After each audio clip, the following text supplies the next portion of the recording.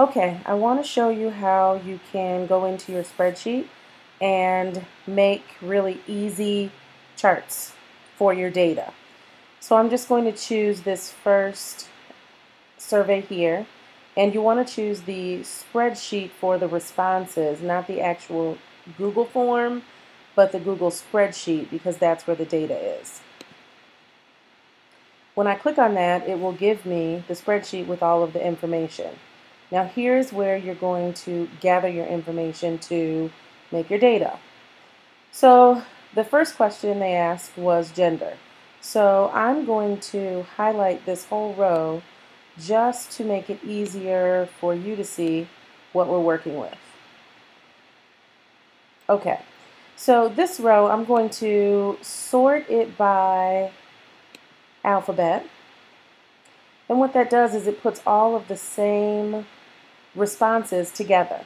So the first female response starts at number 2, and it goes all the way up to number 26 here. So 2 all the way up to 26 gives me 25 females. So what I did with that is I came down here and I made this row here female in one box, 25 in the next box. Now, notice it is totally separate from the rest of the data. However, it's still together, and that's important. This is a great area to put your summary for your data. So then we're going to go back and do the males.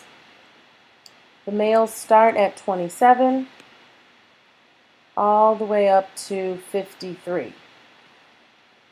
So if we count up those, we get 26. So again, I now have male responses, and there are 26 of them. Now, I am going to take this information and I am going to highlight. Let me remove the highlighting here.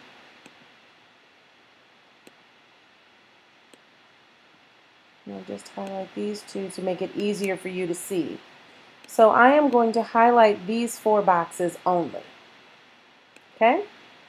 And when I highlight them, I am going to go up to Insert Chart. Now you cannot do Insert Chart unless you have something highlighted, because Google does not know which information you want to make into a chart. So not only do you need the number values, but you need the word labels to go with it. So I'm going to click on Chart, and it's going to pop up with a whole nother box that is going to give me options for charts. They give you recommendations here. You can choose, click on them, you can see what the different ones look like.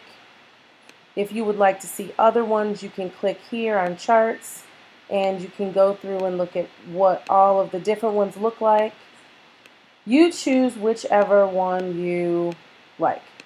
I like the pie graph, so I am going to choose to insert this pie graph into our spreadsheet. Well, as you can see, the chart is right there in the middle of the spreadsheet. I don't want that. I would like for this chart to be on its own page so that I can easily just access it whenever I want, but not in the middle of all the other data. So if you go to this drop-down menu here, you're going to choose Move to Own Sheet. When you click that, your chart goes away, and it now has its own location here where it says Chart 3. Once you get here, this will allow you to copy the chart.